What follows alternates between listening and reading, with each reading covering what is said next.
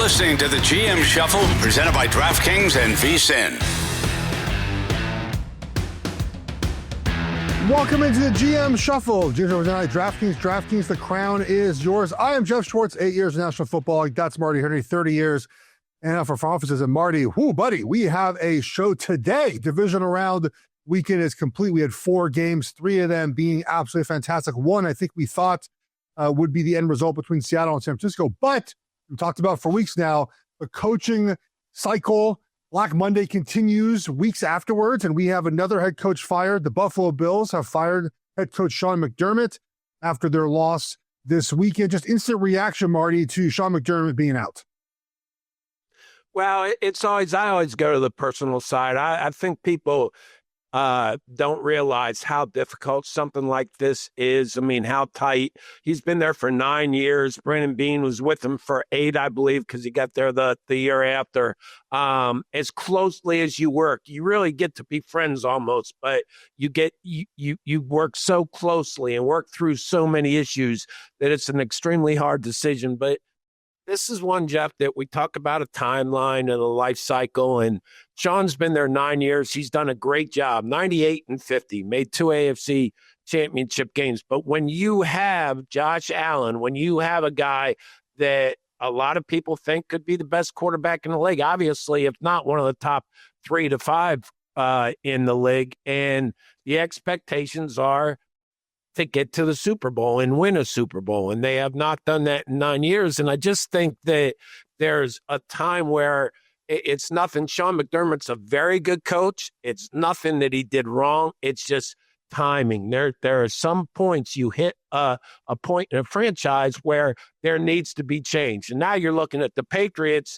They've come back. Belichick's left. They went through a head coach. They got the newest head coach, and now they look like they're going to be a factor in this division for years. So what are you going to do to change things, to try to change the script in next season in the coming years? And I think this was a very difficult decision for the Bills and Brandon Beane, but I just think it was more about timing and have not been able to maximize their opportunities.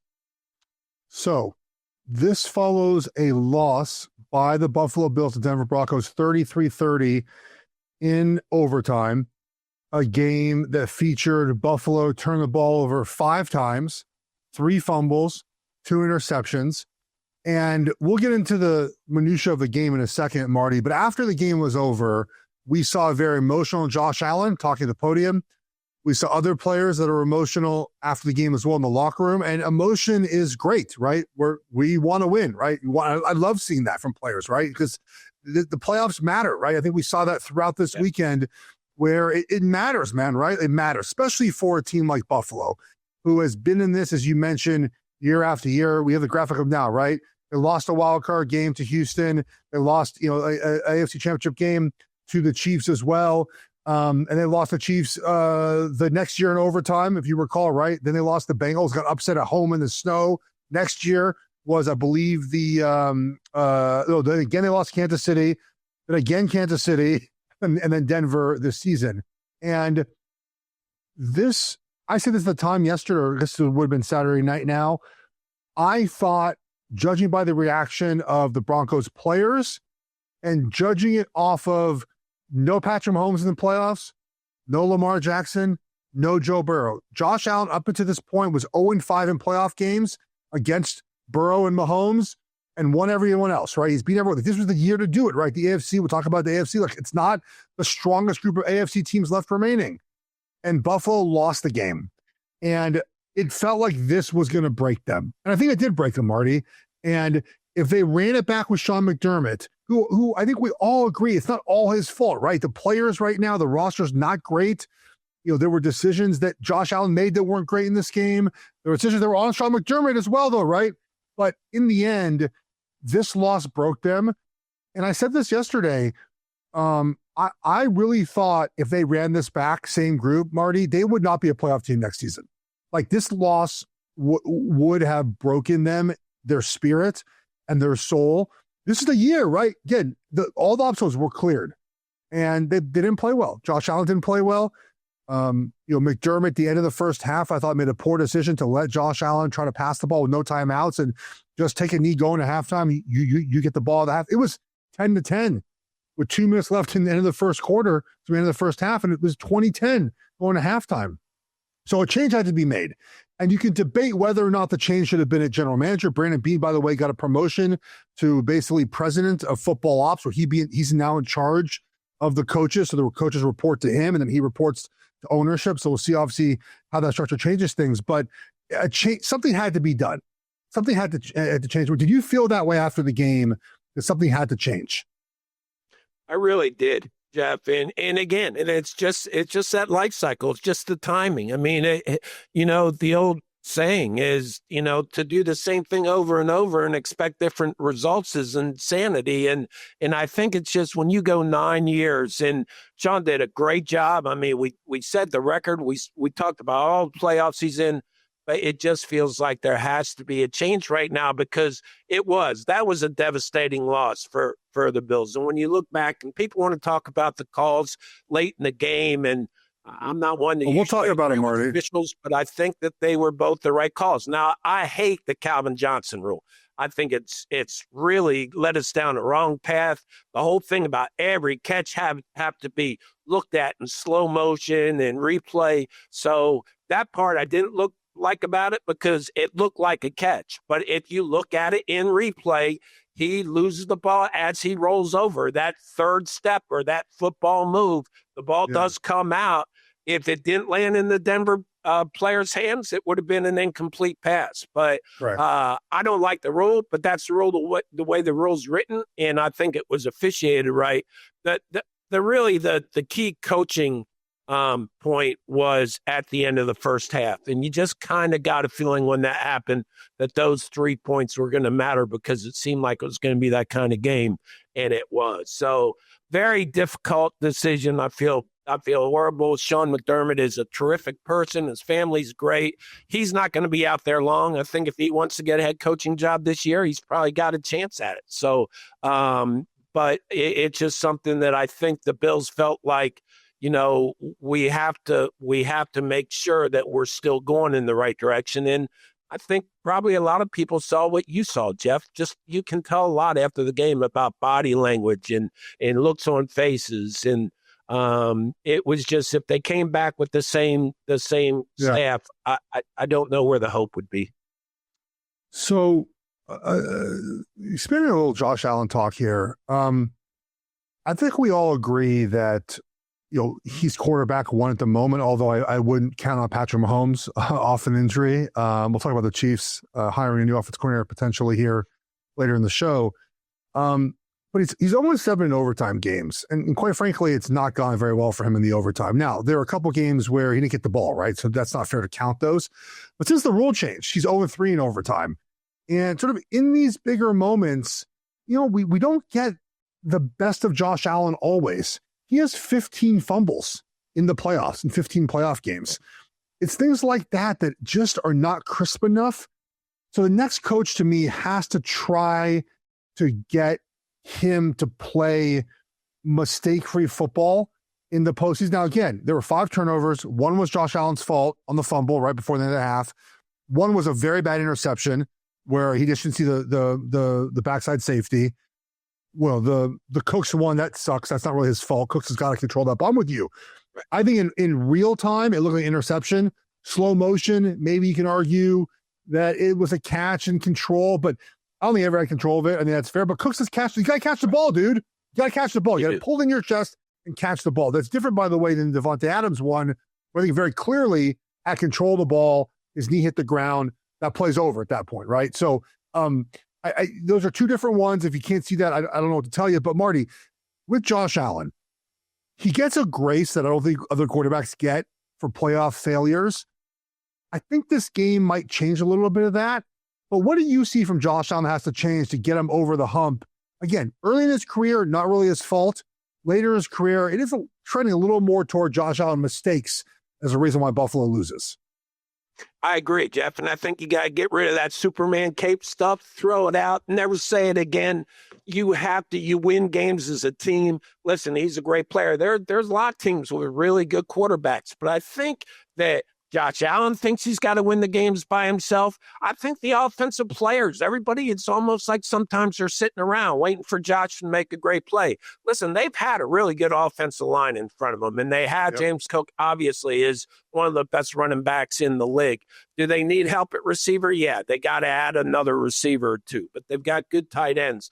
They've got weapons around them, but I think that the mentality there, it seems like to me, in that locker room, in that huddle is, don't worry, Josh will make the play to bring us out of this. And that just doesn't happen in playoff games against good teams when the speed is faster than it's ever been and the intensity in the hitting. I just think that, listen, Josh Allen is always going to be the leader of that team. He's one of the best quarterbacks in the league. But the mentality of, oh, Josh has got to make a play to win it, that's got to change. There's got to be other guys that step up and say, hey, I want the ball. Give me the ball in crunch time. Very quickly, Marty, Brian Dable appears to be a name that has come up here when it comes to the Bills opening. Obviously, Joe Brady, their offensive coordinator, has been talked about. Do you think the Bills fired McDermott with someone already in mind, or was it just like we gotta break this and figure out afterwards? Every year as a general manager, Geoff, I don't care what your record is, who you are, you get in the habit of making a list of coaching candidates. And I'm sure Brandon Beane has done that.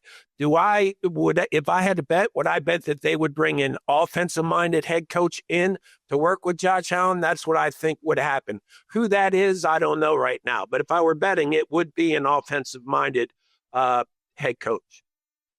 The offensive guys tend to skew a tad younger, it appears, right? The Jags OC, the Rams OC, and maybe Mike McCarthy is an option for that job. He's won a lot of football games, and I don't know if Josh Allen fits his offense, by the way, which is another. We have plenty of offseason to talk about this, Marty, but curious to see what Buffalo does here.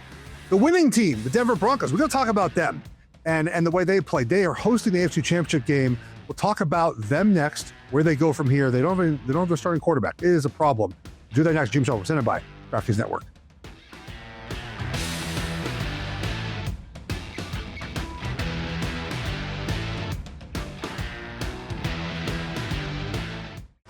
You're listening to the GM Shuffle, presented by DraftKings and VSiN.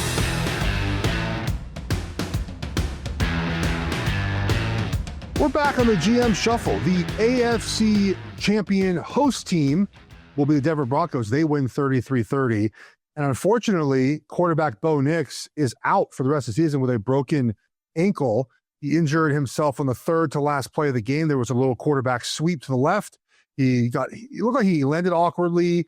He had the next play was the deep pass interference.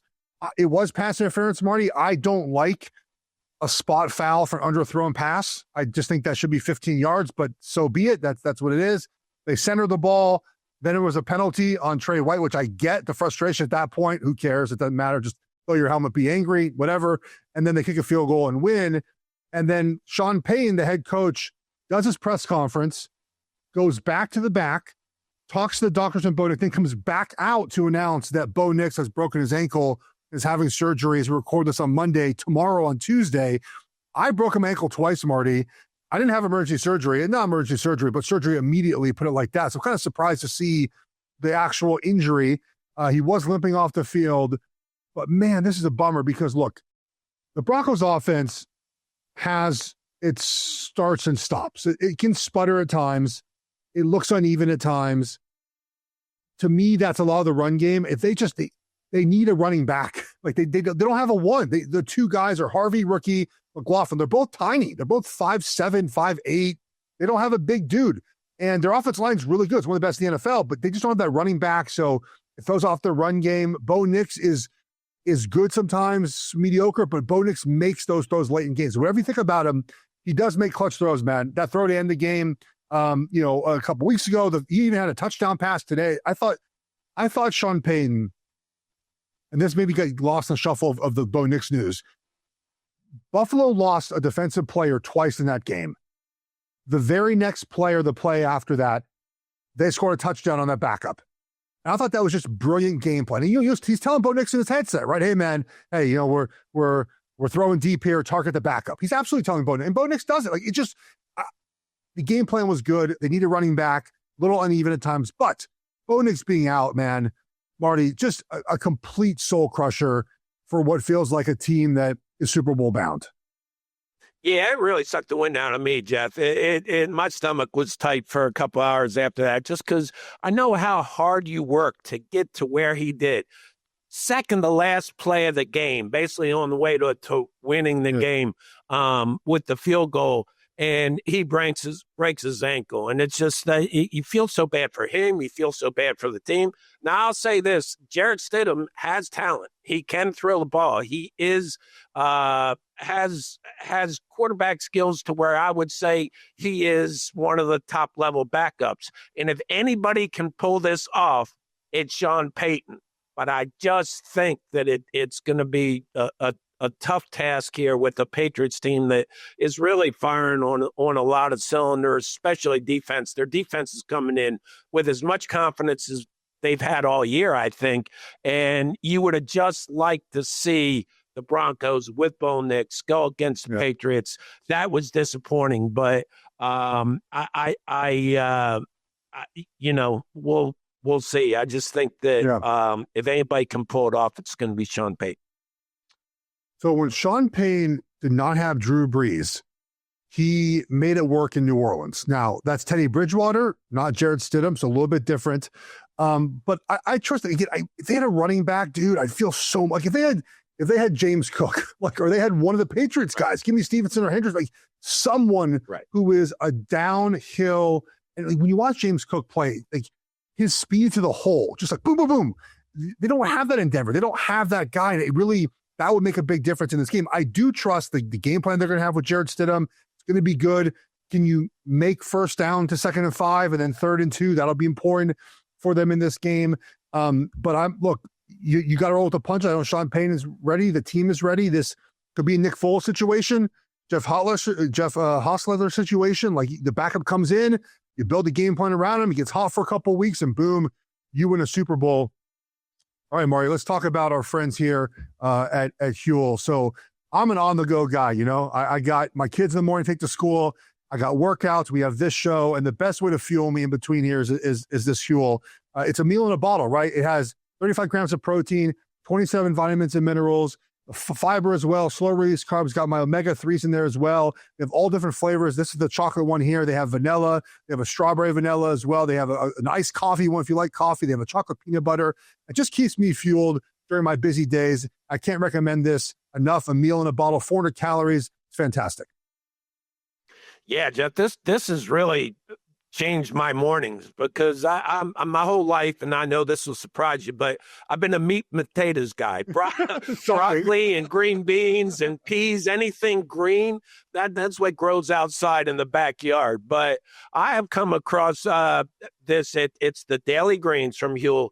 This one is apple cucumber, and I'm telling you, I don't eat breakfast in the morning. I used to just chug coffee and go about my day. I drink this in the morning.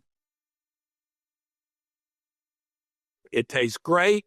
It gives me the nutrients, the vegetables, everything I need for good health, which if I left it up to myself, I don't do it. So it's in one little can, and it's been great. I use it every morning. If you're trying to feel a little more put together, you just want some easy wins in your day, this combo is such a good place to start. Limited time offer. Grab Huel today with my exclusive offer, 15% off with the code Shuffle15 at Huel.com/Shuffle15. New customers only. Thank you to Huel for partnering and supporting our show. It's great stuff. Go check it out.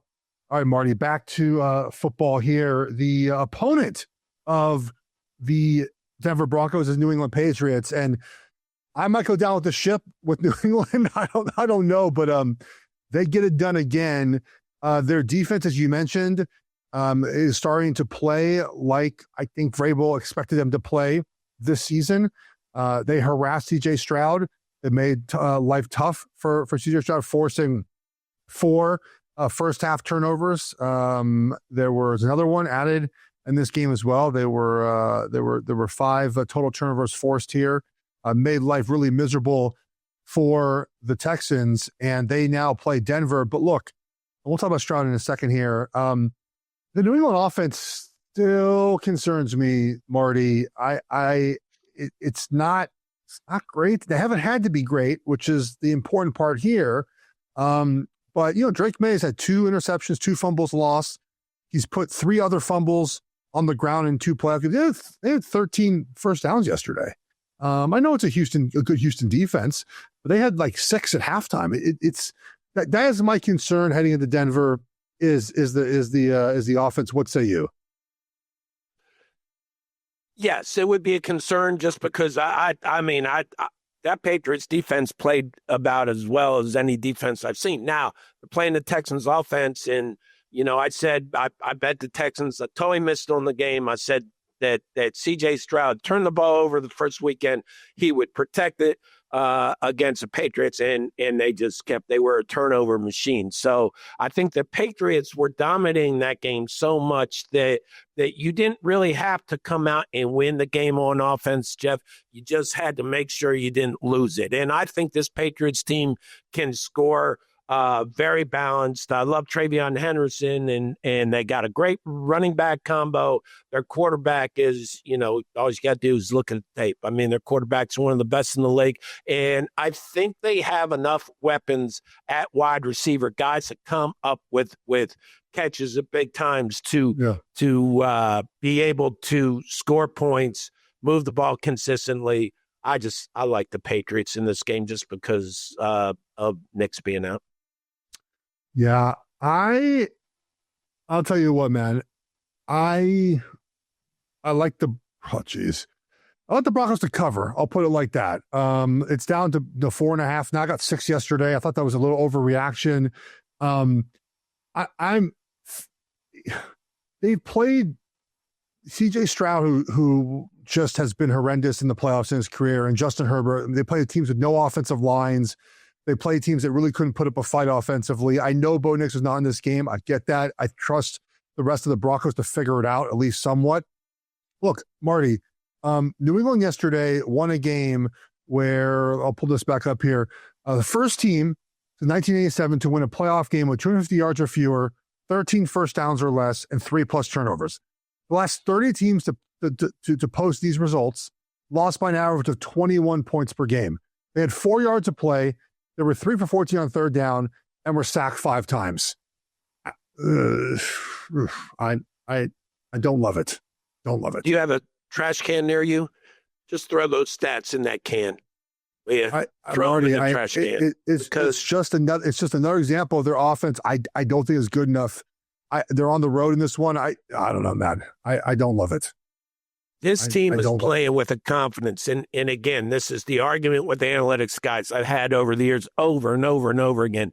This game is about confidence and momentum. Now, both these teams going into the last 4 minutes, they're going to know they're going to win. But there's just something about what Mike Vrabel has done with this young Patriots team. And listen, Sean Payton would be the only guy on the other side that I could say, okay, it's an even match, or even give Payton a little nod. But this team believes so much in what they're doing, and they are balanced. They can make plays on either side of the ball. And listen, these playoff games come down to chunk plays on offense and turnovers on defense. And I think the Patriots are able to do both of those. So I think that they have played well down the stretch. They played well in the playoffs. You can talk about who they played. Listen, you just play who they tell you to play, and if you keep beating them, you're a good team. I think this Patriots team has so much confidence in their head coach and their quarterback, and really just all parts, offensively and defensively. I just think they go in here and beat Denver without Bo Nix. If Bo Nix was playing, what would the result of the game be? Would you change your opinion?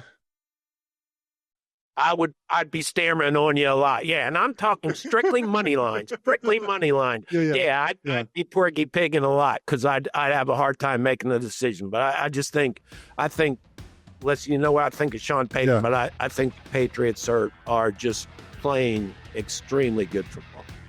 Biggest concern for me is Patriots left tackle Will Campbell, who's been very bad in 2 postseason games now, and that will concern me against the Denver pass rush. How do you find a way to help him out? That'll be a big deal for the Denver Broncos. Will's just not been the same player since he came back from injury. Something to note there. Let's talk about the Houston quarterback quickly, then we'll get into the NFC. The next GM Shuffle presented by DraftKings Network.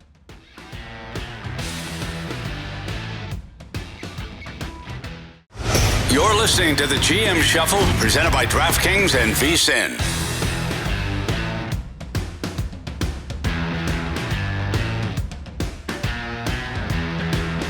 Welcome back to the GM Shuffle. We're going to talk quickly about CJ Stroud, then we'll get into the NFC, really the Rams and Bears game, which is fantastic, and the divisional round weekend.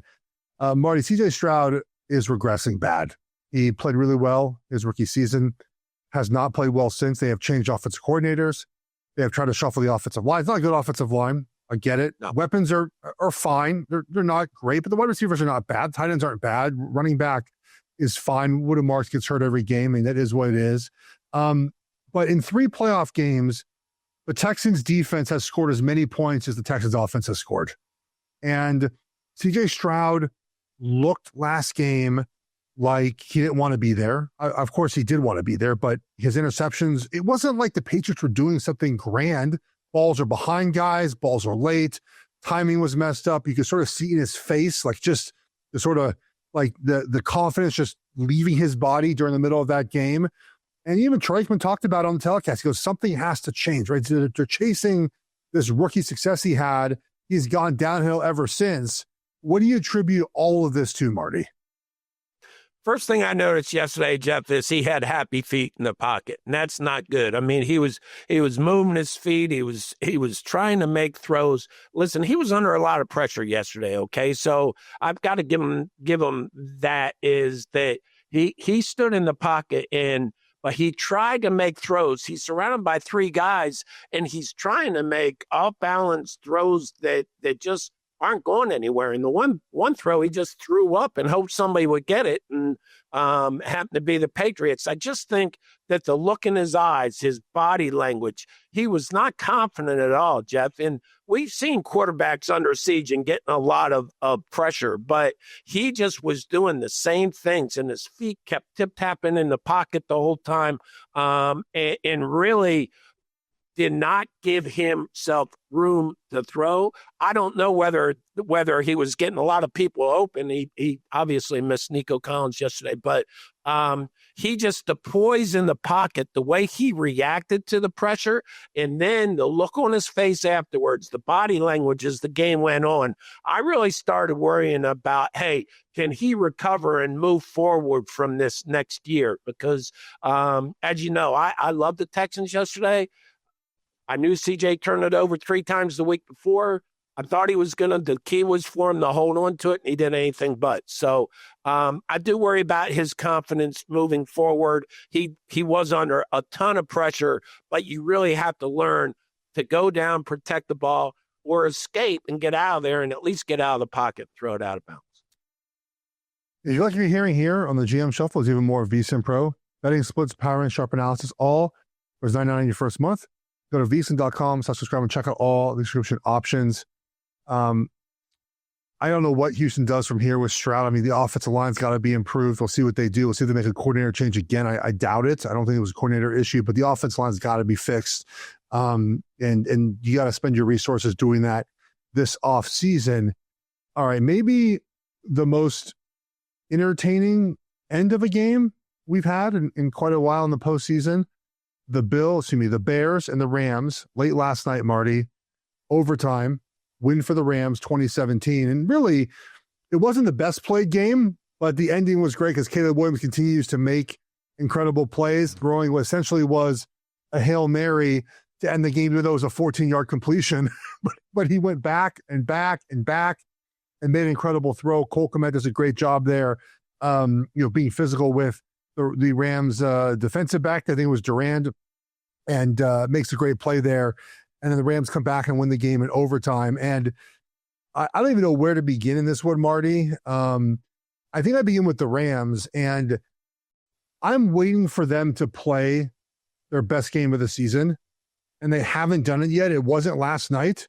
And a win is a win. It's a playoff game. Survive in advance. But big picture Rams now heading into the NFC Championship game. I think everybody wants them or thinks really deep down that they're probably their favorite to get to the Super Bowl from the NFC because of Matt Stafford. But Geoff, you're right. They haven't been playing the best they can play, but they've continued to win. So when you continue to win in this league, mistakes are much easier to correct during the week with a win than with a loss. You know, we always used to say win and losing. You got the same problems. It just smells better when you're winning, and it's easier to address and easier to fix. So while they haven't been playing their best football the last few weeks, really down the stretch in the regular season, they win enough and they keep winning to advance, and you're just waiting for them to explode one of these games. I don't think Seattle's the place to do it, but they have to play it better to be able to beat the Seahawks.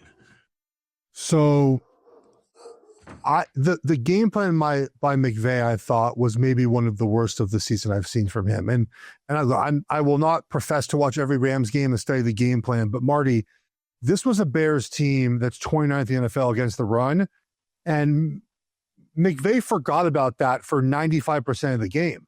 Their 2 touchdown scoring drives were the 2 drives they tried to run the football. I was in utter, there you go, run the damn ball. I love it. I need that hat too. That's for you. I got it out yesterday, last night when you're talking. Like, I feel like a curmudgeon when I'm like, can you just run the ball, please? Can you just do the thing that works well? They come out in the second half of this game. They punt the first drive of the second half. They have a 7-yard run, a 6-yard run, and they run an end around to the 7th wide receiver on the team, pass, incomplete punt. Next drive, next drive, a 10-yard run to start. 10-yard run to start, and a pass, incomplete. It's just like, I don't know what they were doing. The 2 drives that they scored touchdowns on, they ran the ball. It's not that complicated sometimes. They ran the ball, by the way, well in the A gaps, the B gaps. And I just thought it was a horrendous game plan. It's 0 degrees outside. Stafford not playing very well. I thought Stafford didn't play well in general. He made some throws when he had to, but kind of a dud from him as well. I just thought that the Rams escaped with a really bad game plan that did not make sense to me. Yeah, and it's league wide, Geoff. I mean, you know, we've gotten to the point now where when it's 4th and inches, teams are going in shotgun. I mean, 4th and 1, they're going in shotgun and throwing the ball. I just, you know me, listen, nobody has taken more grief through their professional life than I have for thinking the running game is important and drafting running backs. And I just think you control the tempo of the game that way. You get the offensive linemen into it more. Teams do not run the ball enough for me, but the game has changed. Listen, I'm not going to sit here and try to tell Sean McVay how to build a game plan or run an offense because he's one of the best in the league. He's forgotten more about it than I know. But you're right. They just have to find a formula on offense to be able to play more consistently and get points out of more drives.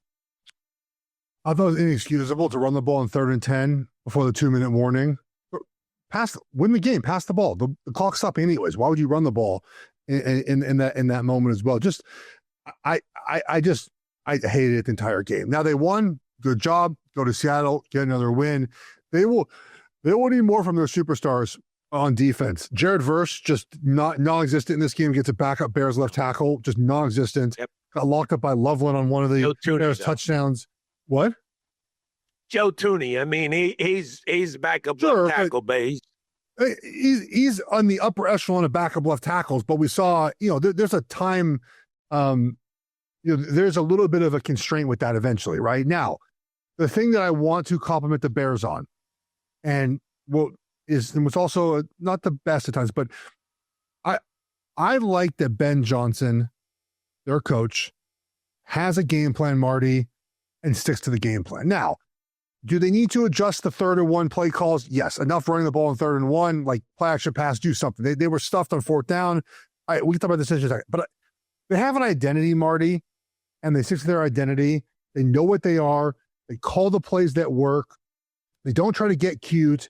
And the Bears end this season, even though it didn't end up with playoff success in the way they wanted it to possibly, But they end this season knowing they have an identity, they have a quarterback, they have a roster, they have a core, and they beat people up in the trenches, which I really appreciate. So just from that perspective, how would you judge Ben Johnson this season? Oh, he's been amazing. He's been spectacular. And, we talk about the development of Caleb Williams under him, but I watched that game all day yesterday, Geoff, and it was kind of validation to me because when I scouted Caleb Williams 2 years at USC, I thought, you know what? This guy's a generational quarterback. I mean, he flashes Patrick Mahomes type of athleticism Yes. Plays when things break down. And if the Bears would have won, you go through all these thoughts. The Bears would have won. We talked a lot about that 24 quarterback class. There would have been three of the quarterbacks out of that class taking their teams to the Final Four. But that didn't happen, and Caleb Williams made a ton of spectacular, awe-inspiring plays, but he missed too many easy throws, Geoff. He was too inaccurate, and that was really the deciding factor in my mind at the end.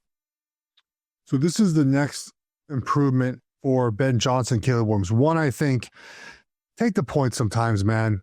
The opening drive of the game, take the 3 points. Just take the 3 points. Oh, the rest of the fourth downs were fine.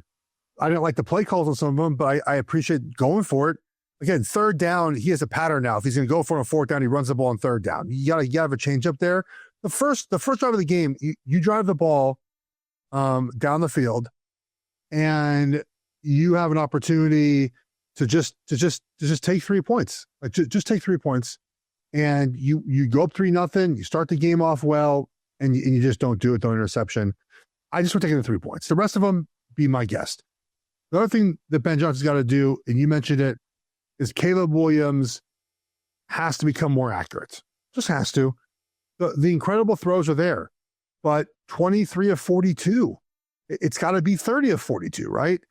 And whether that's coming up with some ways to generate some easy completions via quick passing game, screens, that they boot and move him around enough. They do enough moving him around.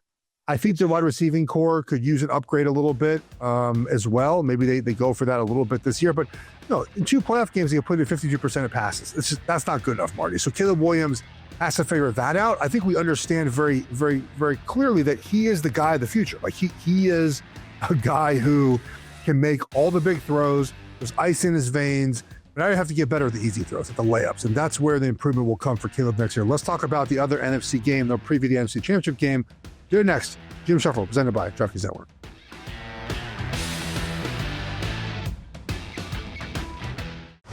You're listening to the GM Shuffle, presented by DraftKings and VSiN.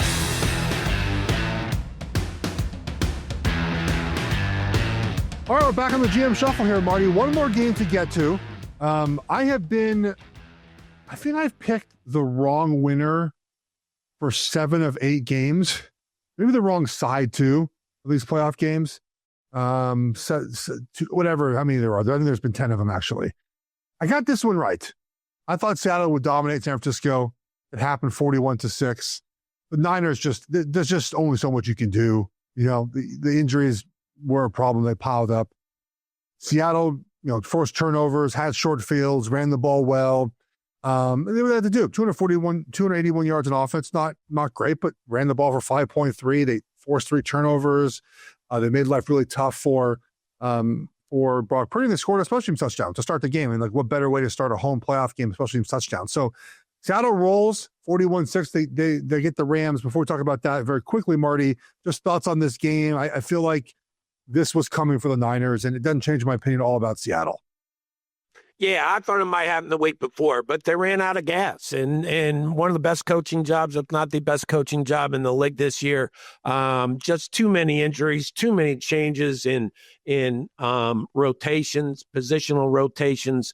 And they just went into a place that is one of the hardest places to win in the league. Seattle's a very strong home field advantage and probably the hottest team in the league right now. And maybe arguably the most balanced team in the league. And, let me ask you this, Geoff. We're talking about Seattle. If you take away Sam Darnold, is there a question mark on the Seahawks team other than the Sam Darnold questions? My questions would be, I don't think their offensive line's great. Zable's really good. Their center is filled in really well. That would concern me. And their run game has played a lot better lately, but it was not great for most of the season. And now, however, again, their ability to sort of get that going, which it was in this game, right now I would take Seattle. The winner of the NFC Championship games win the Super Bowl, in my opinion, and that might be Seattle.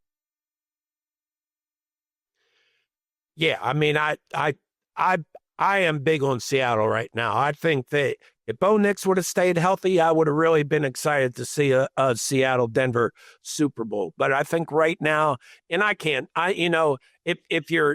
if you're discounting Sean Payton with Denver and if you're discounting Sean McVay with the Rams, you're not going to do very well over the long term. So I really hesitate to say the Seahawks are going to beat the Rams, but the Rams just haven't been playing as well as they can play in Seattle as. And I think the home field's a huge difference here. And I think Sam Darnold is starting to earn a little respect from people like yourself. Sure, does he throw an interception here and there?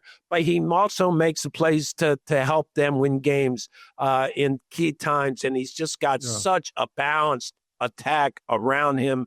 I love their running back duo, as you know. Clint Kubiak has done a great job, and I think will be a really strong head coaching candidate here over the next month or so. But I just don't see a weakness, Geoff. I don't see a glaring weakness in the Seahawks right now, because I do have some faith in Sam Darnold. He's doing enough to make me turn a little bit on the Darnold discussion here. The Seattle the Seattle home field advantage, very quickly. What's interesting about it is they have actually not been as good at home with Mike Macdonald than they were on the road, which is kind of fascinating. Think about Seattle, and Chiefs fans hate this, but Seattle's louder than the air raid. It's the loudest place in the NFL. There's no comparison. It is. And the thing that makes Seattle so loud is their fans cheer the entire game. They don't take a down off. It takes 0 downs off. And they get louder on third down. And I experienced this as an Oregon fan because some of the same Seahawks fans are Oregon fans. And Oregon's just as loud. Washington Huskies are just as loud. It's a very smart cheering fan base. And when things start going sideways, they go sideways fast in that stadium. I played there twice, started twice there. And when it starts going bad, I looked up the box score when we were there in 2010. We were up 14-0 in Seattle. And then they scored the last 31 points of the game. So it goes badly, man. Like that's what they do all the time. The noise gets to you. And, people also, the noise, you just can't think, right? Like it just takes a little bit longer to think. Now the Rams have played here many times. So they're the one team that I feel like is most prepared to play in this noise. But if you remember when the Niners came to Seattle in the Pete Carroll, John Harbaugh years, they had to wear they designed specialized earpieces, Marty, to put in your ear to drown out noise, but also hear the quarterback. It's that type of place. So the Rams, though, are experienced in this. They just went there a month ago and was up 30-14. This does feel like we're getting the two best teams in the NFC right now. If the Rams give me their best, Marty, I like the Rams. The problem is we have not seen that from them for most of the season. Or Seattle, we sort of get Seattle's best each and every game. So I as much as I like the Rams all year, I do tend to lean a little bit towards the home team here in Seattle. Let me ask you this, divisional matchup, right? So these two teams know each other. And if you mentioned the Rams have played in Seattle, they play each other twice a year. Got the offensive guru in Sean McVay, the defensive guru in Mike Macdonald. Yeah. Who wins that matchup? Who would you go with? I mean, I would tend to lean to the better quarterback and coach, and that would be McVay and Stafford. Now, I think Mike Macdonald's doing a great job, but I don't. The Rams though have done too many dumb things this year. Seattle doesn't do dumb stuff, Marty. No, John might throw an interception or two. But the team doesn't do dumb stuff. They don't blow late leads. You don't question their game plan on offense. You don't I just they do less dumb. Now, again, if this is the week you think the Rams put all together, the Rams are going to win the game. They haven't done it, Marty. So why would I believe this is the week to do it? Against the Seattle defense. Correct. Which they scored 30 points in 3 quarters last time they played them. Yeah. But to me, who does that give the edge to, the adjustment edge to? In a third game, I mean, look, these guys know themselves. So this is where I think it comes down to, honestly, just execution from the players, right? Because there's no like schematic advantage in game 3. It's who makes a play, right? Who fumbles the ball, who tips a pass, who the wrinkle off the wrinkle. Like, to me, that's what this comes down to. That's why it's such fun football when you have this time of year and a third game against where would split the series. I think it just comes down to who executes the game plan better. I don't think you're fooling anybody. There's no fooling anybody. I think I've said this many times before, but before every game, that Monday or Tuesday before we had a game, when I was with the Panthers, Jerry Richardson would always ask who's got the better quarterback. And knowing that how important that this is a quarterback league and the team with the better quarterback usually gets the advantage. That's why I'm struggling here. I love the Seahawks because of how they played. But if you ask who's the best quarterback, the better quarterback between the two, you just have to go with Matt Stafford. You have to. So it does scare me that he's going to find a way to win this game. But I think both sides, all 3 units, especially the Rams struggle on special teams. I think the Seahawks are much stronger, all 3 units, and more well-balanced than the Rams. Can Matt Stafford come up with magic to win this game? Well, we'll definitely find out. Very quick NFL coaching before we get to our best bets here. There has been another coaching job filled. Harbaugh, official to the Giants. Kevin Stefanski, but hired by Matt Ryan to coach the Falcons. Thoughts on Stefanski here to the Falcons, Marty? Yeah, I mean, I think Kevin Stefanski is a really good coach, and he just was in a bad situation. I think it's a great hire for the Falcons. I'm curious to see what they do with the general manager position. Matt Ryan, when they hired Matt Ryan and they went through the whole process of interviewing 4 or 5 people for the president's job, and they basically said at the time that he would have final say over all football decisions. Now, I think they're starting to find out that if that's the case, and I don't think I'm wrong, if that's the case, I don't think if the general manager does not have final say on football decision matters, then I'm not sure you have to grant permission if you ask for to interview somebody, say like a personnel person. So I'm going to be very interested to see how that works out. I've said a couple times, I think Kyle Smith, their assistant general manager, is one of the brightest young personnel guys in the league. So I think they're in good shape there. But, the general manager thing was very intriguing to me because you have Kevin Stefanski coming from Cleveland. We just talked about the whole Joe Flacco thing. He didn't want to do it. So who is in charge, the decision making, who's going to make those final decisions?